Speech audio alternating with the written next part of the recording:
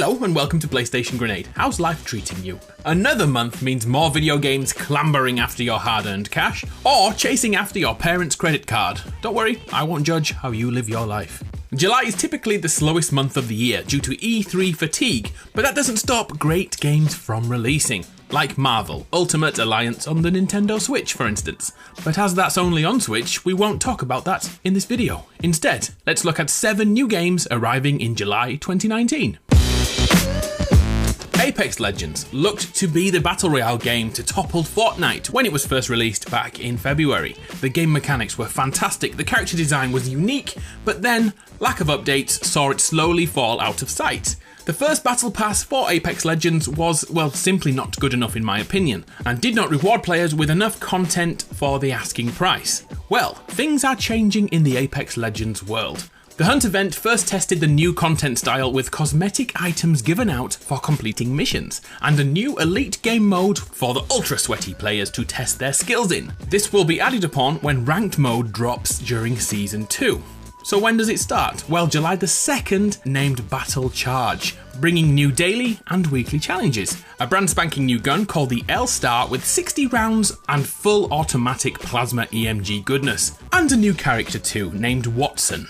Will this be enough to bring you back to the game or keep you playing daily? I'm looking forward to jumping back in on July the 2nd. Oh, and by the way, the Battle Pass includes highly detailed unlockable skins, like this bad boy. I don't even like Caustic, but I need that skin.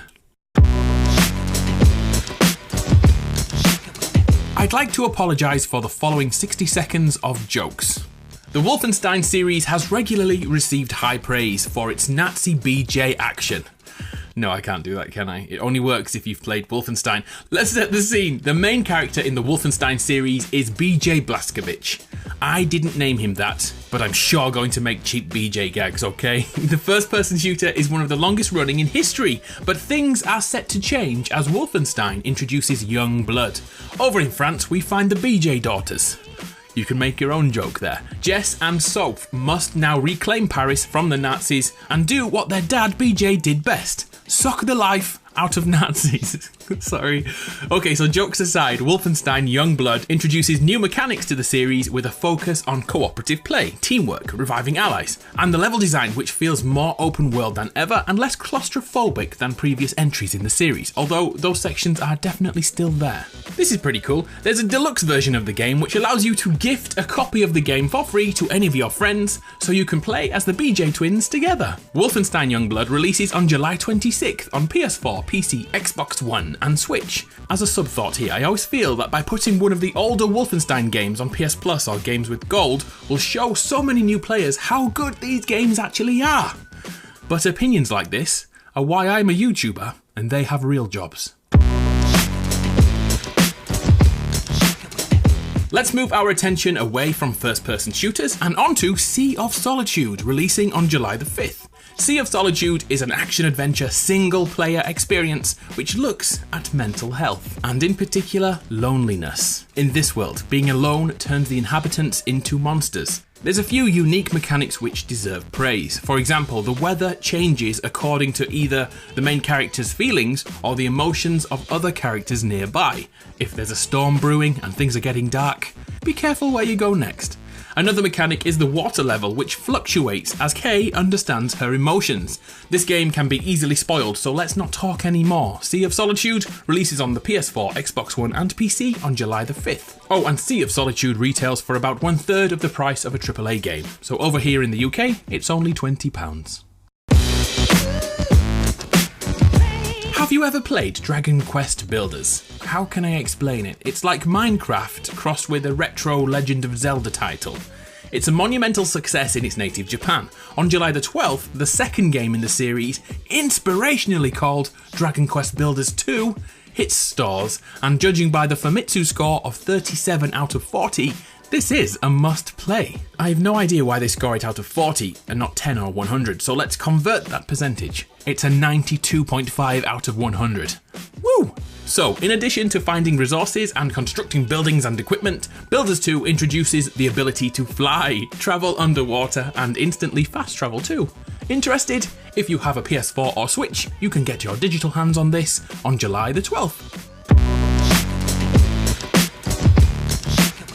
Do you watch Stranger Things? No, neither do I, but at least one person a week tells me how great it is. Well, on July the 4th, the retro-inspired Stranger Things 3 video game drops on PS4, PC, Xbox One, Switch, iOS, and Android. So basically anything that has a screen on it. Inspired by the late 80s and early 90s isometric games, you're probably too young to remember, but if you're old, like me, this will be like a SNES nostalgia punch to the groin. The game follows the format of Season 3 of the show, so once again, let's not look too deep at the risk of spoilers. July the 4th, if you're interested. Just Cause 4 gets a hit of DLC on July the 3rd. In fact, if you have the Gold Edition, you already have early access right now. But us mere mortals and plebs need to wait until July the 3rd. Just Cause 4, the open world destruction simulator filled with guns and carnage, returns with Los Demonios, which I'm going to guess translates to the demons. This DLC is adding the supernatural to the world and lots of neon by the looks of things. We once again fill the boots of Rico Rodriguez and attempt to contain this outbreak. Vehicles, people, well basically anything that moves can be possessed by the plant spores, making this DLC completely unique to what Just Cause usually gifts us. Oh, and last month there was a visual update to the entire Just Cause 4 engine. That in itself is worth of note. Shame it didn't look this good on release day. But hey, onwards and upwards. Los Demonios is available to all from July the 3rd on PS4, PC and Xbox One.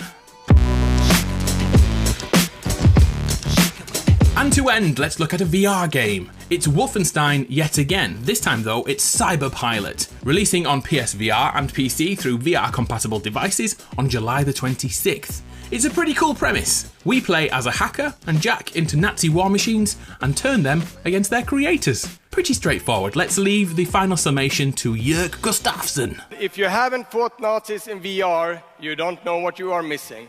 So there we have it, 7 new games and DLCs to play over July 2019 and beyond. Does anything float your boat this month? I'm tempted to go back to Apex Legends for Season 2 and maybe one of those Wolfenstein games. I'm Adam from PlayStation Grenade. It's been a pleasure as always. If you want to talk to me, come find me on Twitter. I'm Adam Grenade over there. It's been a pleasure. I'll see you next time.